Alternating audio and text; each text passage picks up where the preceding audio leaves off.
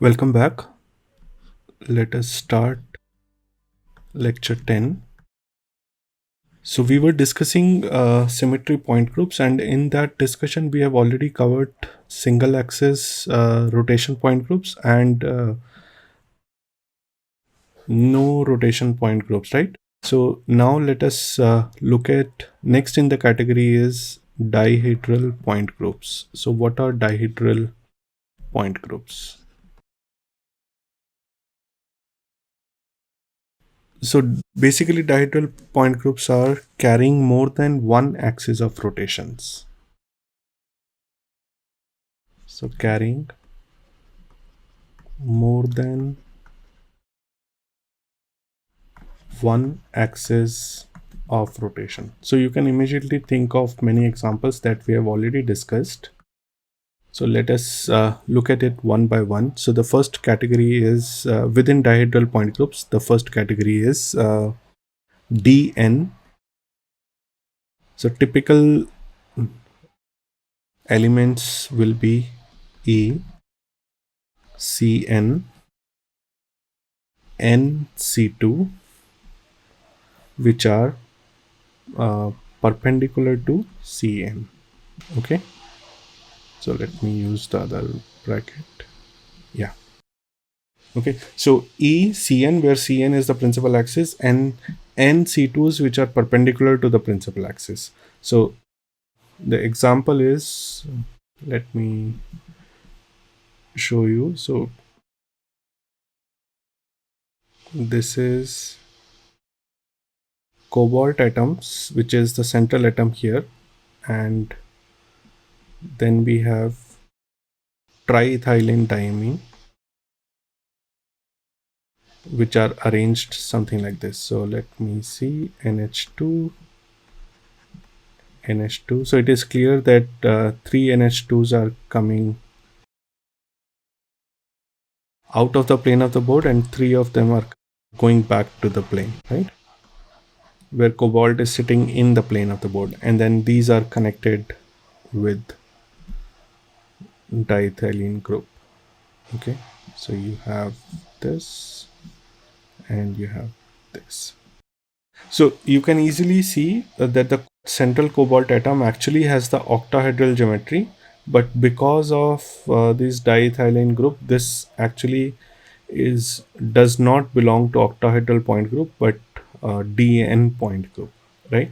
So you can see that where is your C3 axis? There is a C3 axis which is going like this, so which is going through the plane of the board, perpendicular to the plane of the board, and which will be rotating these NH2 groups 1 2 3 and then 4 5 6, and then there will be three C2s which are perpendicular to this C3. So that means there will be a, so can anyone tell? So you can think of, maybe, so you will have one C2 which will be, so this is now in the plane of the board. So if I do this rotation, this NH2 will come to this place and this NH2 will go to this place, right? So similarly, you have another C2 like this, and third C2 will be like this, right? Right. So that's one example. Then we have another example which is called as ferrocene. So ferrocene is a molecule with two 5-member rings with an aromatic character and then a central metal which is iron. And now the second ring is not exactly eclipsed or staggered with this one, but there is a slight angle to it. I'll just draw it like this, and then there is coordinate bonds like this.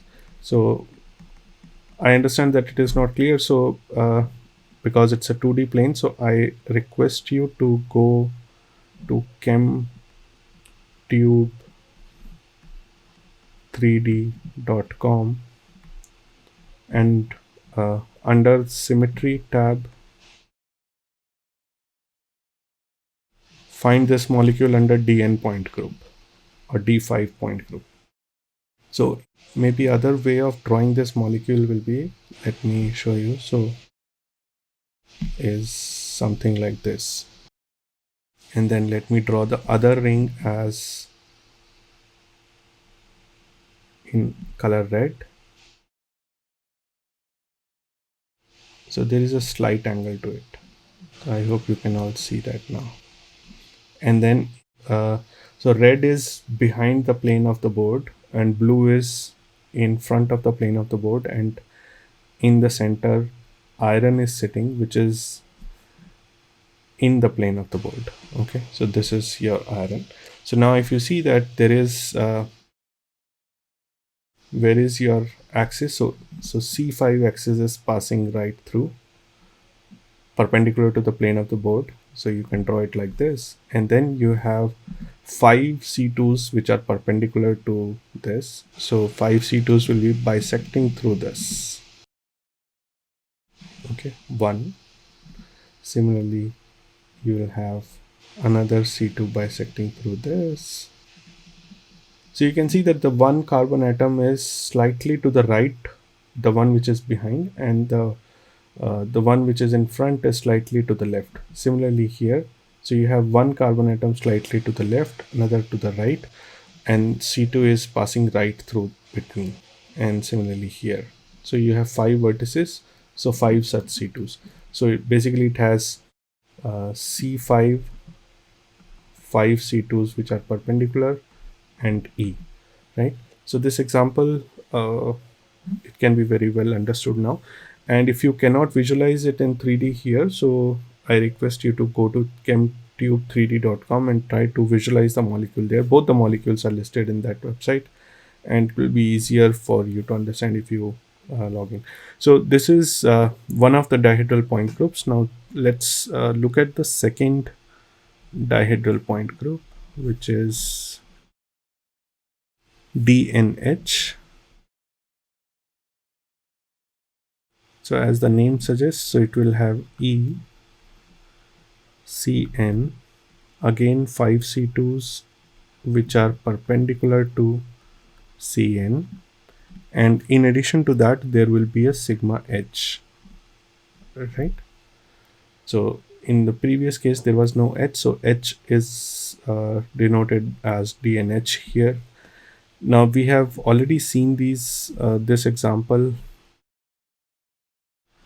One of the example is BF3. So we know that there is E. We should be able to locate C3, so I will not spend time on that. And then we have 3 C2s and we have sigma H, right? So that is very, very clear. Sigma H is the molecular plane in the plane of the board. C3 is the perpendicular to the plane of the board, and then C2s will be passing through 3 BF bonds. So that should be very, very easy. Then we also have seen, or we have not seen, but let's see, eclipsed ethane. We have seen the case of staggered ethane when we were discussing S6 axis, right? So in this case, let me draw the one with a slight angle, but there is actually no angle to it. It's right behind. It's unlike twisted ferrocene. Twisted ferrocene had a small angle, but this one is, the dotted line is right behind the solid line. Okay, so you have H. You know how eclipsed ethane would look like, right? Okay, so now here, so this thing would also have E, C3, 3 C2s, and sigma H. Now here the C3 would be passing through CC bond, right? This one will be your C3. Then 3 C2s will be bisecting the CC bond and will line somewhere in between the two hydrogens. So it's like it is not passing through CH bond, it's actually bisecting the CC bond. Okay, so it's in the plane of the board, while 3 hydrogens and this carbon is actually in front of the plane of the board, and the other methyl group is in the back of the plane of the board, right? While the three C2s will be in the plane of the board. And sigma H is also in the plane of the board, which is bisecting the CC bond, right? Okay. And then in addition, it will have some other planes. So, but these are the minimum criteria for having DNH, right? So, for example, this one also has sigma V's or sigma D's. So this one will also have sigma V or sigma D, but let's not worry about that. This is the necessary and sufficient condition for it to fall under DNH category. So now let us see the next category in dihedral planes, which is DND. So DND has E, Cn, NC2s perpendicular to Cn, and N sigma D, and in addition it also has S2N. Okay, so sigma D contains Cn and bisects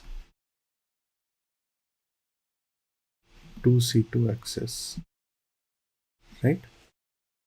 That is as per the definition of sigma D. Now an example, we have already seen this example. We know staggered ethane, right? So I'll just quickly draw it.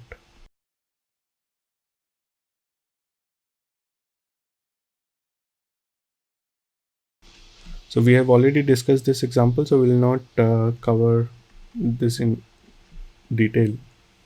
So it has E, C3, we know it has C3, it has 3 C2s, it has 3 sigma Ds, and a S6, right? We have seen how there is a S6 in this one, that we have already seen.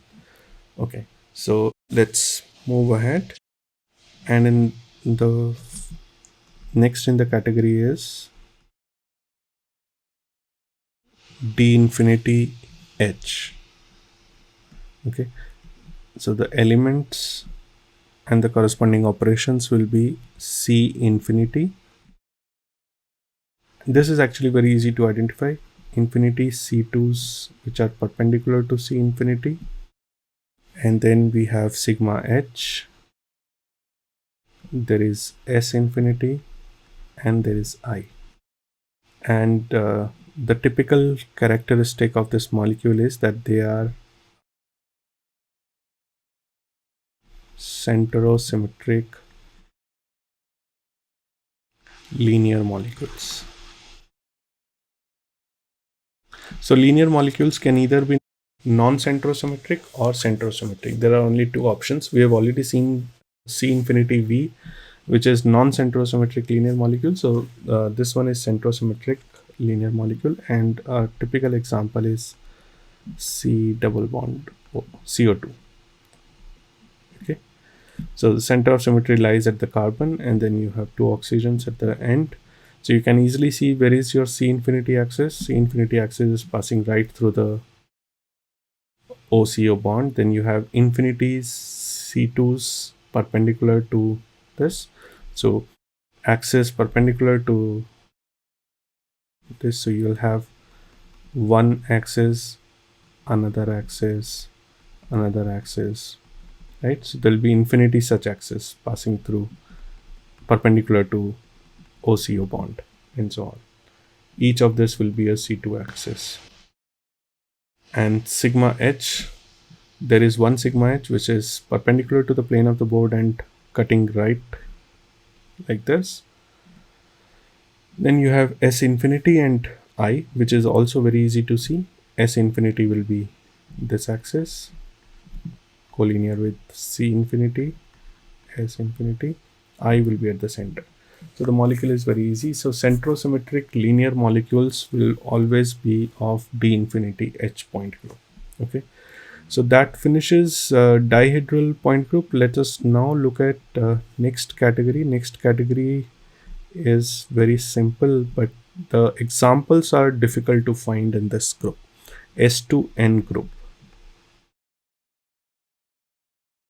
Okay, so within S2N, let's or it's actually called as not S2N, it's called as SN point group.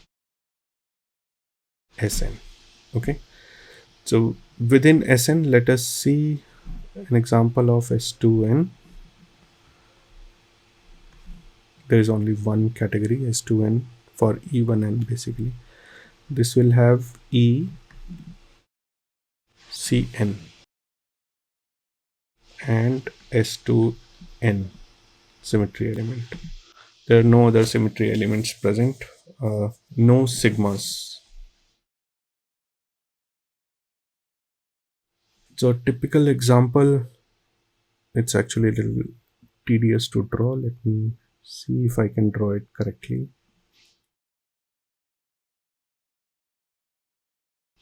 Now this particular bond is coming out of the plane of the board, and so is this one. Every alternate bond is, so it's something like a chair form of cyclohexane, but this is cyclooctane. And then you have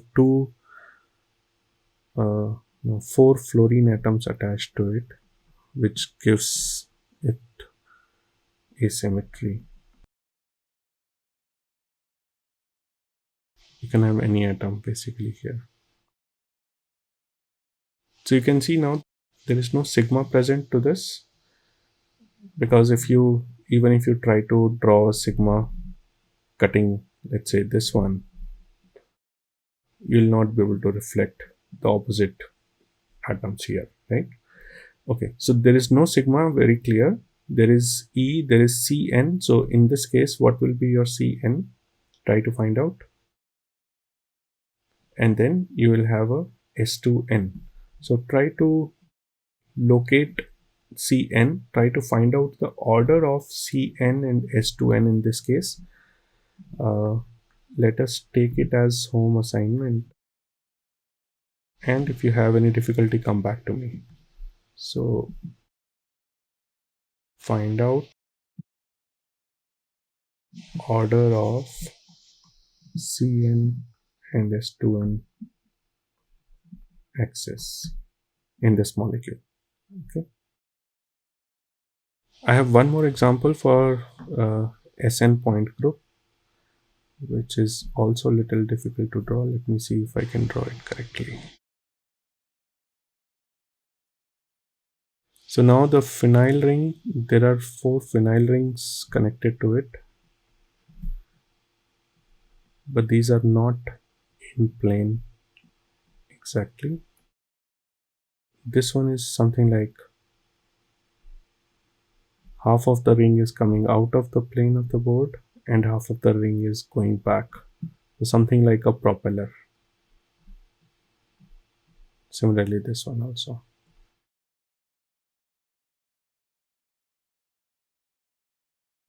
So here, in this case, I'll tell you what the order is. EC2S4.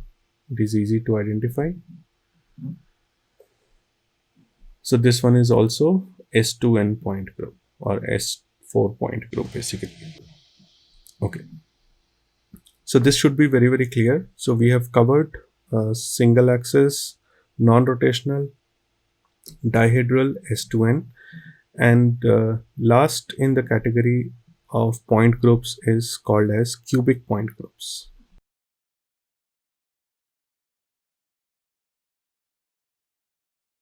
So these point groups, these are little special in the sense that they are formed by something called as regular polyhedra.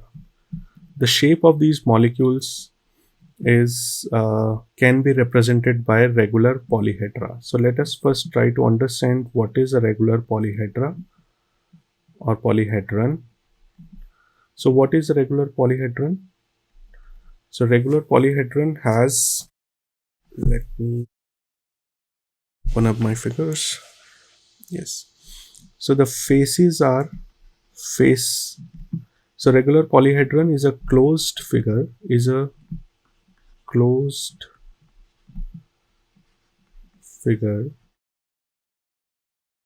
the face of each polyhedron, or all the faces, are equivalent. Vertices are equivalent. When I say equivalent, I mean that they are equivalent when you operate them by symmetry operations. So all the faces are equivalent, all the vertices are equivalent, and all the edges are equivalent. So that means you can replace any edge by another edge by doing any kind of symmetry operation, and they should be equivalent. Okay, so how do you form regular polyhedrons? Let us see that. So what it takes to form regular polyhedron. So for a polyhedron to form, you need to start with a equilateral triangle. Okay, so let's say if we start with equilateral triangle, how many equilateral triangles do we join together at a given vertex so that it can form a non-planar geometry? So let's say if we join two of them, then it will form only a planar geometry. So it has to be more than two, right? So more than two meaning, so this will not form a regular polyhedron. However, if we have three equilateral triangles connected, so two are depicted on one on this side, another on this. Let me draw it a little bigger so that you can visualize it clearly. So this is one, this is second, and the third one is at the back. Okay. So this is your this is my one triangle, one equilateral triangle. Then I have second equilateral triangle, and third one is at the back, right? These are the three which are meeting at this particular vertex, right? And then the fourth one automatically goes at the bottom of this, which will seal it and make it as a closed figure. So what is the geometry of this? This is basically a tetrahedral geometry, or you can call it as tetrahedron, right? Now so we combined two equilateral triangle along the edge. You cannot do it, or at the vertex, so you cannot make a closed figure. If we combine three, you can make a closed figure, and this is a regular polyhedron. Now if you see all four faces, it has four faces which are all equal. How many edges are there? 1 2 3 4 5 6 edges. All six edges are equal, all four vertices are equivalent, right?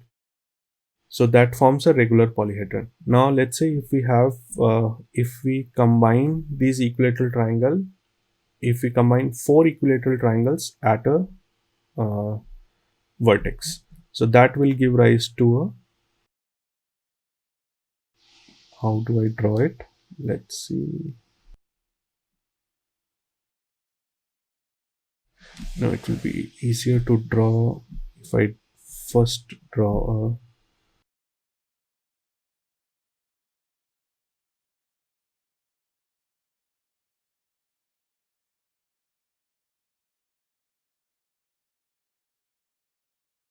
so you can see that now there are four faces on the top, four equilateral triangles on the top, and four equilateral triangles at the bottom. So this forms a octahedron. This also is a closed figure, right? So it has 8 faces. Now similarly, if we draw 5, so here at a given vertex, four equilateral triangles are meeting. So one is at the back, one is at the front, and then you have one at the side and one at this side, right? So you have 4, and similarly 4 at the bottom. So at a given vertex, at any given vertex, there are 4 equilateral triangles which are meeting. So now let's see if we can go to 5 equilateral triangles and we can make a closed figure. So let's try to draw it. So far we are playing only with triangle. Then we'll have to go to the higher polyhedra to see if we are drawing it correctly. Yes, anything which is at the back, I'll draw it with a dotted line so that it is not confusing.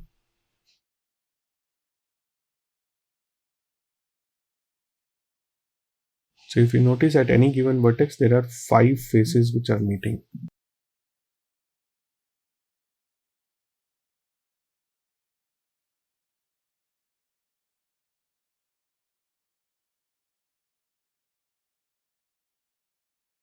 One, two, three, and then you have 4 more. And this one will be meeting.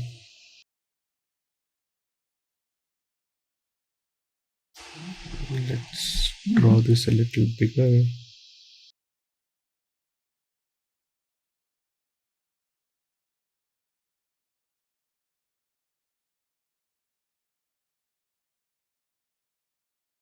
So imagination is the key here. Okay, so now if you see, at each of this vertex there are 5 equilateral triangles which are meeting. So let's try to count. So let's say if we are looking at this vertex, so you have 1, 2 and 3 sides, and then 4 and 5, right? So pick up any vertex. So here also it is easy to see at this one. We have 1, 2, 3, 4, 5, right? Similarly here you have 1, 2, 3, 4, 5, right? Here 1, 2, 3, 4, 5. Okay, so this particular figure is called as icosahedron.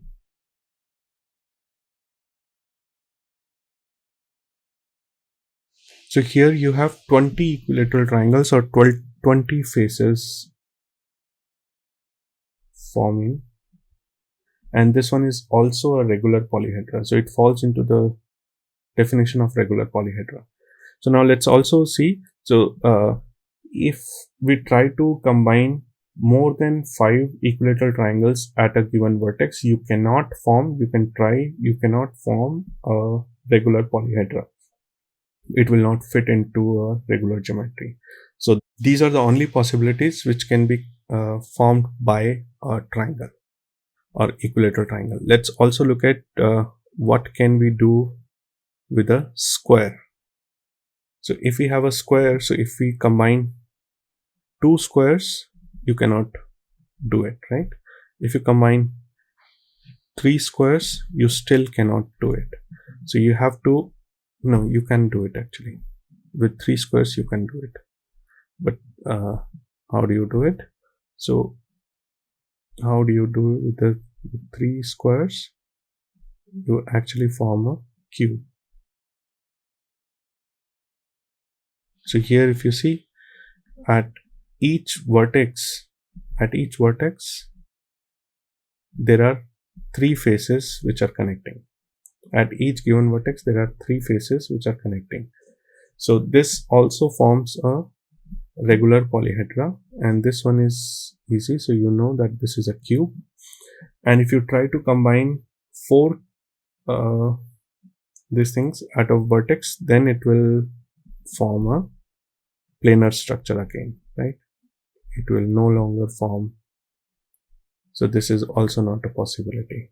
So with square, the only possibility is a cube. With triangle, there are 3 possibilities. Now let's go to a higher polyhedra, even higher polyhedra. So let's go to 5 sides, a regular pentagon.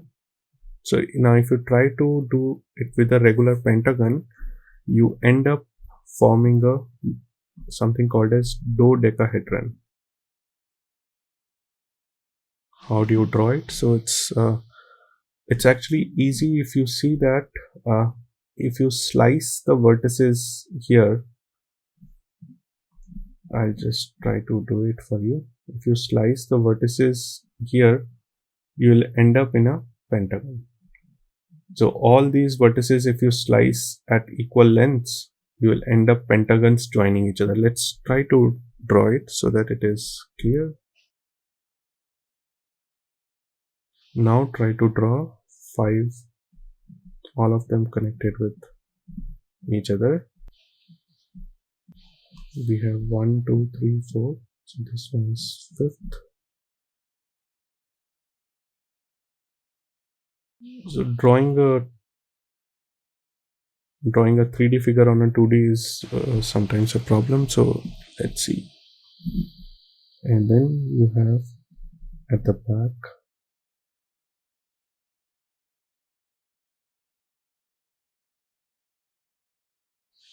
each of this is connected.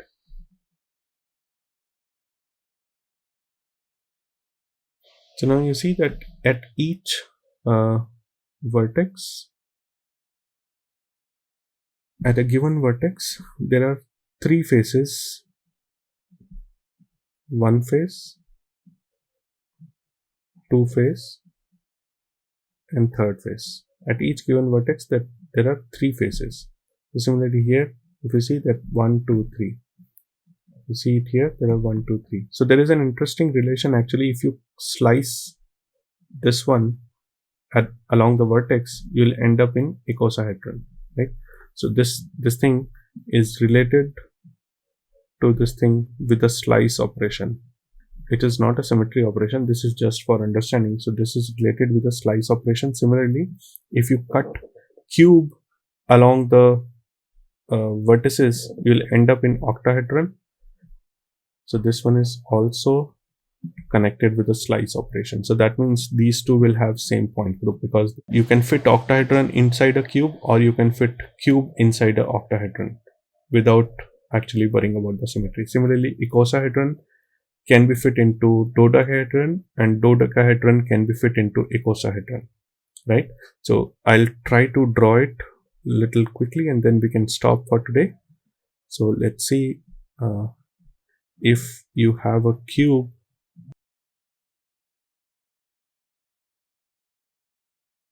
you can see that how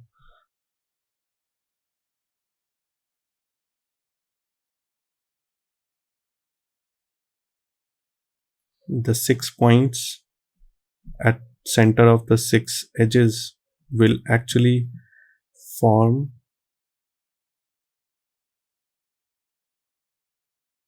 a octahedral geometry, right? So it is very easy to see. Similarly, within octahedral, you can fit a cube. So this leads to a set of point groups called as cubic point group. The name is cubic, but it has non-cubic entities also. So the point groups are, we will see in more details later on in next class, but I'll just list down: tetrahedral, octahedral, icosahedron, and so on. So we'll see little more details of it, but I hope it is clear that how these regular polyhedrons are formed. So any molecular shape which is related to these shapes can be categorized into these point groups. So why understanding these shapes are important? Because these are very highly symmetric point groups, and the number of operations are huge, and it is difficult to list down all the operations at times. But if you know that the molecular shape is closer to any of these shapes, so you can immediately identify, and then you can try to locate all the point groups, right? Okay, so that's all for today. So let's continue in the next class with more details of what are the symmetry elements and operations for these point groups, and what are the other categories within cubic point groups. Okay, thank you very much.